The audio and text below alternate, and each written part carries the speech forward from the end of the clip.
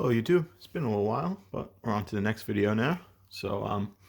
Today's project is going to be um, using a Pentium D, actually the fastest Pentium D, I believe, in 2020 under Windows 10. So this is a Intel desktop board D955XBK. So this is an here, I actually have the product specifications here with me, so I could actually look these things up now. So almost like a professional. This is the Intel 955X chipset. So we have an ICCH7, I believe. Yes. Let's see, zero control, zero ATA. It's provided by the ICH7R Southbridge chipset. So board features is we have a LGA 775 socket, our 8-pin EPS 12-volt connector, our 955X Northbridge, a PCI Express times 16 slot, a PCI Express times 4 slot with a 16X interface, 3 PCI slots, a PCI Express X1 slot. We have 4 SATA ports provided by the ICH7. We have 4 SATA ports provided by the Silicon Image SATA Link chipset right here. We have 4 DDR2 DIMM slots. I believe they could take up to 666 megahertz DDR2 RAM. Our 24-pin power connector, and it looks like a floppy connector and an ID drive connector. Pick it up by the chipset like all professionals do. Looks like on the I/O we have a PS2 ports, a mouse and keyboard port, a serial port, parallel port. Don't know what this port is. Looks interesting. 2 USB 4.0 ports. 2.0 ports. 4 USB 2.0 ports, as I meant to say. If I could speak. A FireWire, I believe that's 800 megabits per second port. Gigabit Ethernet. This is an Intel chip of an Intel motherboard. Intel HD audio provided by this Intel chip, I believe, right here. We also have some interesting connectors. Looks like we have a Molex in, Molex out. I don't know. I got this board secondhand. I don't have the I/O shield either, and I don't have any accessories that came with it. So this board came with the Intel Pentium D. 96. Let me get this in the camera. 965 Extreme Edition. So 965 was launched in Q1 of 2006. And it has 2 cores and 4 threads. So it has hyper-threading enabled. It's got 4 megabytes of total L2 cache and a 1066 megahertz frontside bus and a whopping 130 watt TDP for its time. So basically, this is 2 Pentium 4 Extreme Editions just glued together. And as you can imagine, it runs hot, it runs slow, and it is not going to be a good performer. But this, I believe, is the fastest Pentium D. It retailed for a whopping $1,000 back in Q1 of 06. So, I can't imagine spending $1,000 on this CPU.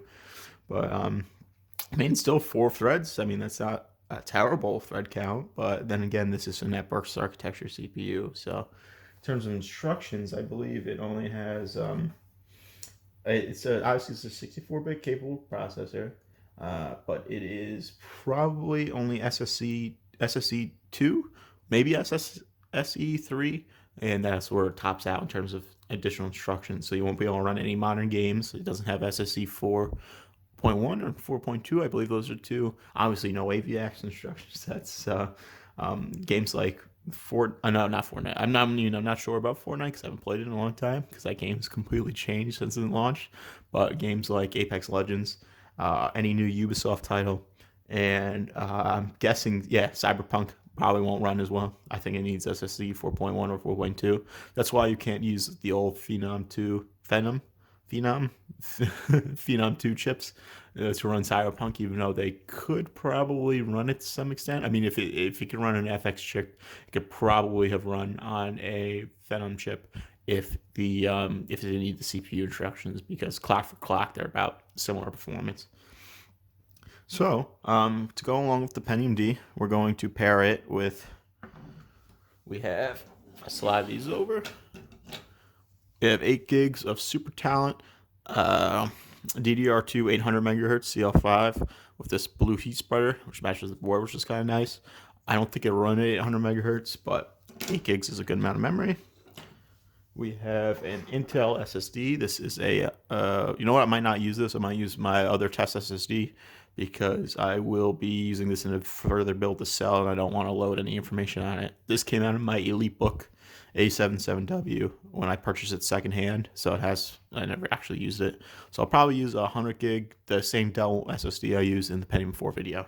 But still, just a demonstration for an SSD. We'll be using this nice. I forget where I got this. It's like a Zalman LGA 775 cooler. It's got a lot of copper on it, and it's pretty heavy. So hopefully that could cool off that Pentium D. You can see the mounting brackets already installed for it.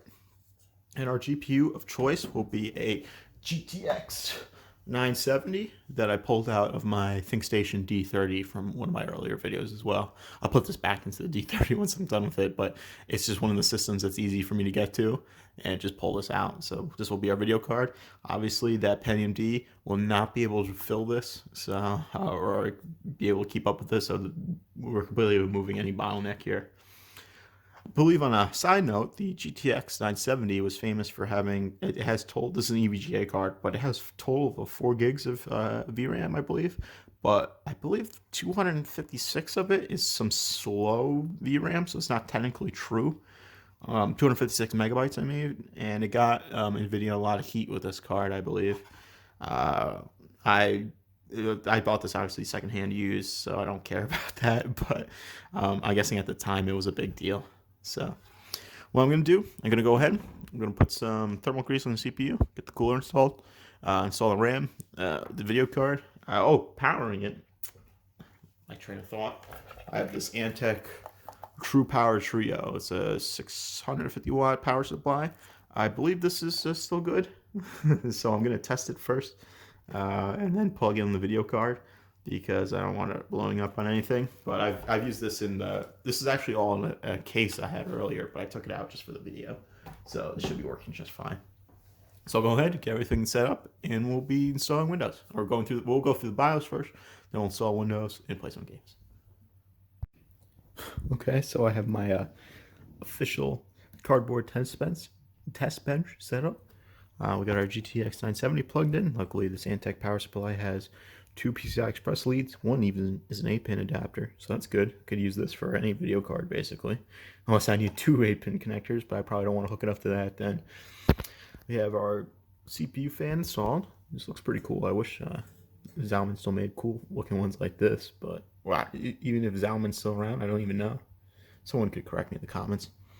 There is our 8 gigs of RAM installed, and I ended up using 2 of these Intel Dell branded SSDs that I had bought off eBay, and one was going to be used for the OS and one is going to be used for the games because they're only 100 gigs each. So I'm going to go ahead, bring over a monitor, and we'll fire the system up.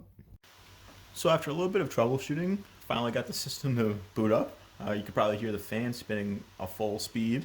I don't know how to change that. The Zalman cooler only has a 3-pin fan header, so on the fan connector, and I don't know if that is what's causing it to run full speed, but we're just gonna have to deal with it for right now. So we have our Pentium D at 3.73 gigahertz. It's got the 1066 megahertz front side bus, and surprisingly, the memory's running at 800 megahertz, so that's nice. Let's see, just going through all this. I also tried toggling this CPU fan control, did nothing. So I'm just gonna have a lot of like a wind tunnel going on. We got our 2 SSDs detected. Everything looks good so far. It took a long time to get the video and the RAM seated, the video card and the RAM seated correctly. I'm guessing there's just age of the motherboard, but it seems to be working just fine now.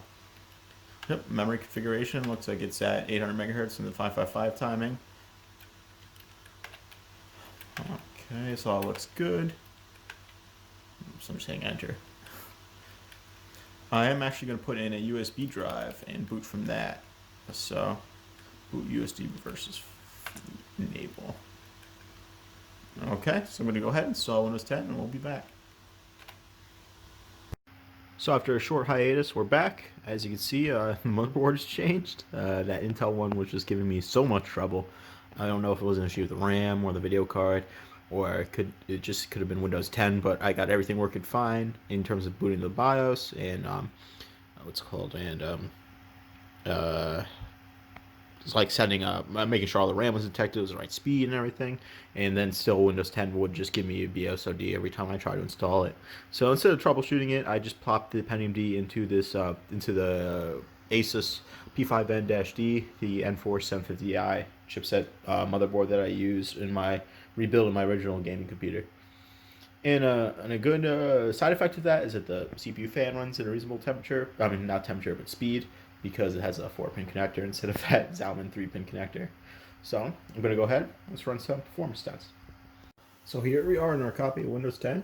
You can see we have our Pentium D at 3.73 gigahertz, our 8 gigs of RAM. Let's go ahead and launch up CPU Z. No, I forgot to turn the UAC off. This is a fresh install of Windows 10 Pro 64-bit onto one of those SSDs.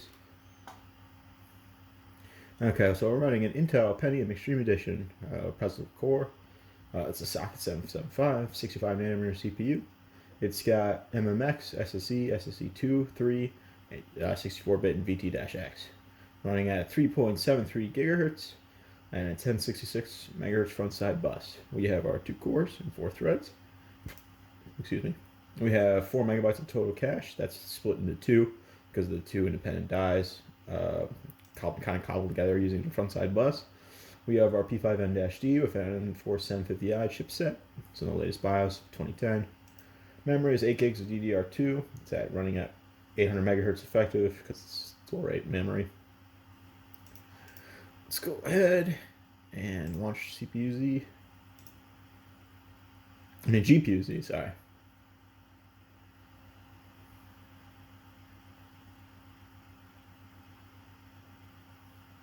If GPU-Z wants to launch. Oh, okay, oh, there it goes. So I'm running a GTX 970. This is released in late 2014, 28 nanometer chip. It's got 4 gigs of RAM, GDR5. Then again, it has that, I think that issue I was telling you about with the 256 megabytes of slow memory. So look at the sensors, running cool 29 degrees. And that's running the latest NVIDIA driver. Let's go and fire up hardware monitor.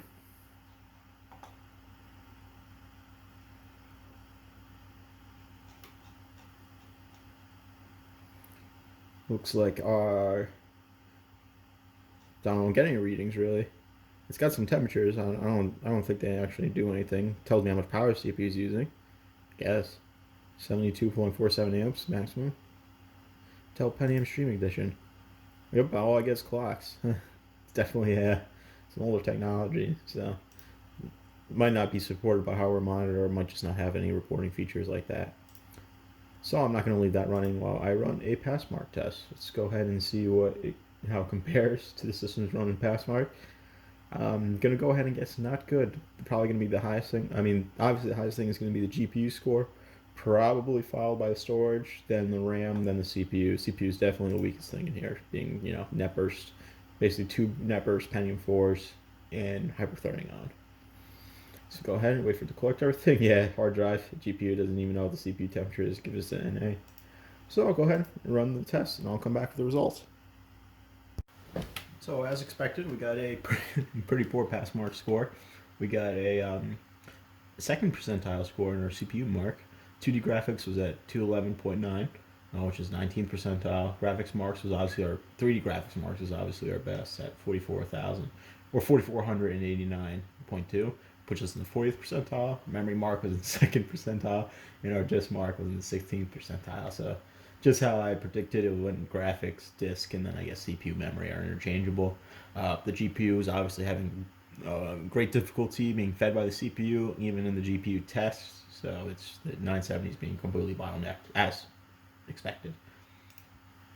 So I was also this wasn't running in the background, but I tried doing some web browsing and stuff, and I noticed that YouTube seems to work fine. This is actually at 1080p. It's probably because we have a pretty modern NVIDIA card in there, and we still have a 4-thread and 2-core processor. So I probably won't be able to multitask with 1080p, but web browsing is pretty good. It's not terrible, but it's pretty decent actually, considering it's a net burst architecture CPU. If I had to use this as an office PC, I could probably still get away with it. It would just be anything else besides maybe just answering email.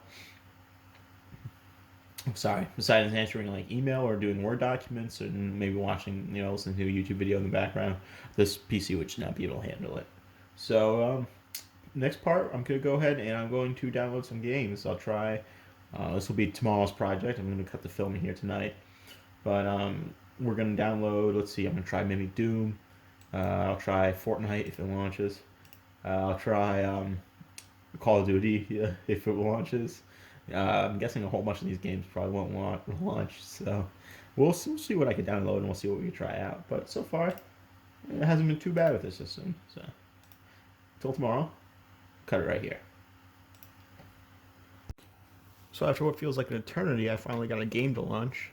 This is the 2016 version of Doom, and I mean it's running at low settings, and for some reason my guns are black silhouettes. So I'm guessing that has to do with the CPU. This is everything on low with the native renderer, and I think maybe a 50% render scale. So at 1200p. I mean, obviously the GPU could play Doom just fine, but it's just the CPU is causing us to get 40 millisecond frame times. So, but I mean, I guess you could say this is playable on a Pentium D. Not really. I mean, the whole system has just been locking up and freezing. I don't know if it's just Windows 10. Probably is Windows 10 running on the Enforce chipset. I ran with the same issue on the on the old or on my first series of videos, and it just locks up when I'm downloading Steam games or doing anything. So it's really quite annoying. So I'm really only just going to play a little bit of, well, I mean, technically play a little bit of this. But is this really playing? Here, let's see, Glory Kill. Oh, perfect with that FPS drop. I like how this is the shadow version of Doom, Doom silhouette. So I like it whenever I go into the hit something, when it does the physics calculations, it sometimes drops FPS. Just using the great pistol. I'm glad they took it out of Eternal. Yeah, let's see this. Oop.